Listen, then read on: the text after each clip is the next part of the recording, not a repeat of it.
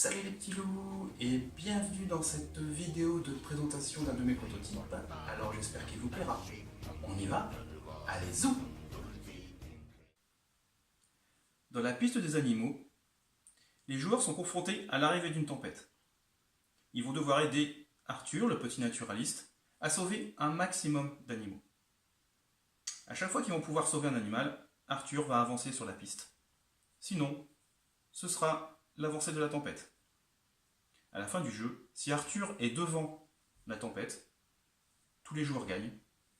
Si c'est la tempête qui est devant Arthur, tous les joueurs perdent. Les animaux sont représentés par des tuiles placées au milieu de l'espace de jeu et par des cartes, donc représentant aussi leur silhouette. Au début du jeu, chaque joueur pose une carte silhouette devant soi. On tire aussi au sort 3 cartes d'espèces menacées qui sont repérables par leur petite icône spécifique. À chaque fois qu'on va avoir une carte devant soi, on va retourner la tuile qui correspond. Le principe du jeu, c'est qu'au fur et à mesure de la partie, on va piocher des cartes silhouettes, donc on va avoir de plus en plus de tuiles retournées, et donc ça va être de plus en plus difficile d'aller les retrouver afin de sauver l'animal en question. Comment se déroule un tour de jeu? À son tour, le joueur actif va d'abord piocher une carte événement et appliquer son effet. Ensuite, il pioche une nouvelle carte silhouette qu'il pose devant soi et il retourne la tuile correspondante. Ici, je pioche le sanglier, je retourne la tuile sanglier. Qu'est-ce qu'il peut y avoir comme type d'événement? Il peut y avoir des événements où on doit retrouver donc un animal devant soi. Si je retrouve le lapin, dans l'exemple ici, je demande l'avis aussi aux autres joueurs, n'oublions pas que c'est un jeu coopératif. On se met tous d'accord, oui, le lapin est ici. Si c'est correct, Arthur avance d'une case sur la piste. Si c'est incorrect, c'est la tempête qui avance. Attention, on voit que la tempête avance beaucoup plus vite qu'Arthur. On peut aussi retrouver une espèce menacée.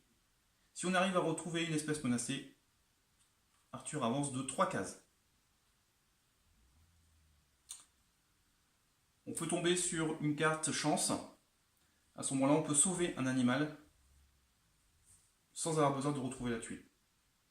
Quand on sauve un animal, que ce soit avec la carte chance ou le fait qu'on ait trouvé sa tuile, on prend la carte silhouette et on la pose à l'extrémité du plateau, ce qui nous fera un point de victoire à la fin de la partie. On a aussi une carte événement, où on doit échanger l'emplacement de 2 tuiles, qu'on repère par des petits jetons spécifiques. Si dans un tour ultérieur, je trouve l'animal qui est en dessous de ces tuiles, j'avancerai Arthur d'une case supplémentaire. Et enfin, la dernière action me fait avancer la tempête automatiquement. Donc, attention aussi, il y a des cartes qui font avancer la tempête. Le jeu se déroule ainsi, jusqu'à temps que soit la pioche de cartes événements soit terminée. À ce moment-là, on regarde qui de la tempête ou d'Arthur est le plus proche de la fin du plateau. Si c'est Arthur qui est devant, tous les joueurs gagnent. Si c'est la tempête, tous les joueurs perdent. Dans la piste des animaux, il s'agit donc de coopérer afin de trouver un maximum d'animaux et de faire avancer Arthur le plus possible sur la piste et d'arriver avant la tempête. Il faudra donc bien faire attention aux animaux qui sont posés devant nous, mais aussi aux cartes relatives aux animaux en voie de disparition, qui ont été tirés au sort au début de la partie, et aux tuiles qui ont été échangées entre temps. La moindre erreur fera avancer la tempête plus vite, et donc empêchera Arthur de trouver les animaux, et ainsi empêchera les joueurs de gagner la partie. Et voilà, j'espère que ça vous a plu. Et si ça vous intéresse, n'hésitez pas à aller consulter le site 3D.fr ou la page Facebook des Jeux du 145. Vous retrouvez les coordonnées ici. ou plutôt là. En attendant, je vous donne rendez-vous bientôt autour d'une table.